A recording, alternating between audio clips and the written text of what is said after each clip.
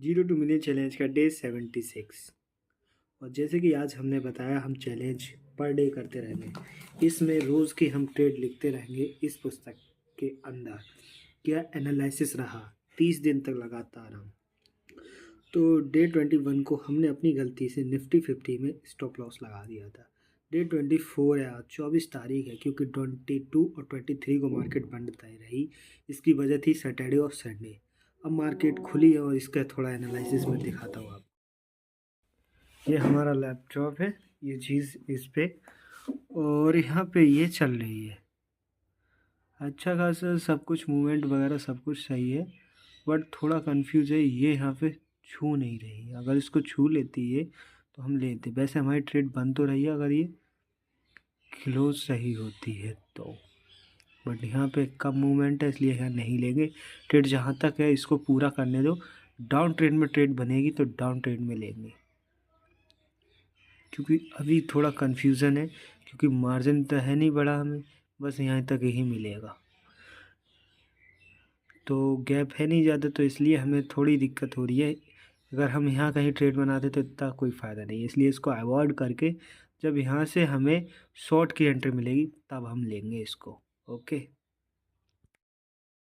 दोस्तों, हमारी ट्रेड बन चुकी है, लगी नहीं है, बट यहाँ सेम, हाँ अच्छी कैंडल है। ये अच्छी क्लोज होती है तो हम यहाँ ट्रेड तुरंत ले लेंगे, पर सही क्लोज होनी चाहिए। और स्टॉप लॉस हमारा इसके जस्ट नीचे होगा लगता है, तो देखेंगे अगली ट्रेड लेंगे।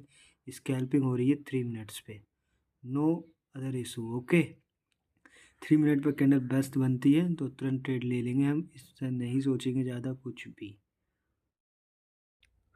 दोस्तों, हमारी ट्रेड मिल चुकी है और ये हमारा रहा स्टॉप लॉस बैक टेस्टिंग का, इसके जस्ट नीचे का ये।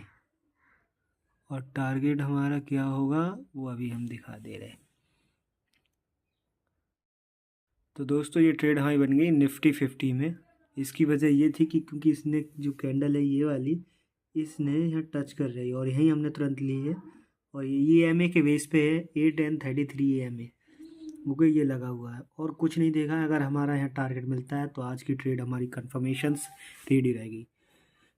बट चलो देखते हैं क्या होता है इस ट्रेड में, पर मुझे उम्मीद है हमें टारगेट मिलेगा।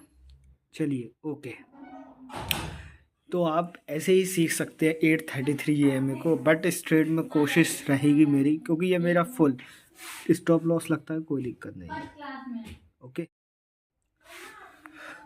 दोस्तों, हमारा लॉजिक भी बेकार गया, क्योंकि हमने सोचा वो नहीं हुआ। मार्केट के अंदर हमारा इस पॉइंट पर लग गया स्टॉप लॉस।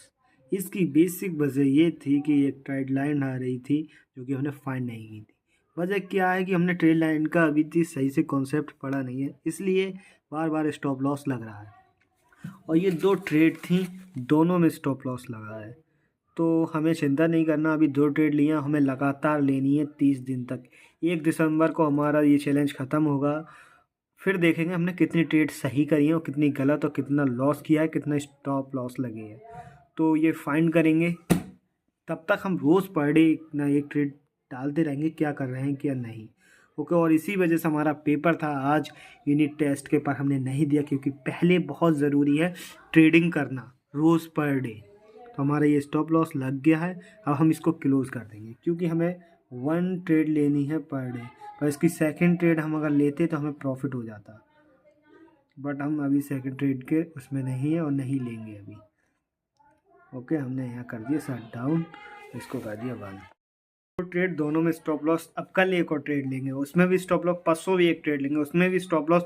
तो उससे अगले दिन में हम 2 ट्रेड पर डे लेंगे। 2 ट्रेड में ऐसा होता है, एक ट्रेड में अगर तुम गलत हो जाते हो, दूसरी ट्रेड में अगर तुम सही चले जाते हो तो उसमें तुम्हारा रिकवर हो जाता है। तो पर सब कहते हैं पर डे एक या एक तो छोड़ो, 2 तो ट्रेड लेनी ही चाहिए। एक लो तो बहुत कुछ देखता है। ओके, तो एक तो छोड़ो, अभी 2 ट्रेड तो हमें लेनी है पर डे। तो कल 2 ट्रेड के लिए हमें पूरे 3 घंटा बैठना पड़ेगा। स्कैल्पिंग ही करूँगा मैं और कुछ नहीं। स्कैल्पिंग की आज क्लास हम देख लेंगे, स्कैल्पिंग की कैसे जाती है। ओके, राम राम।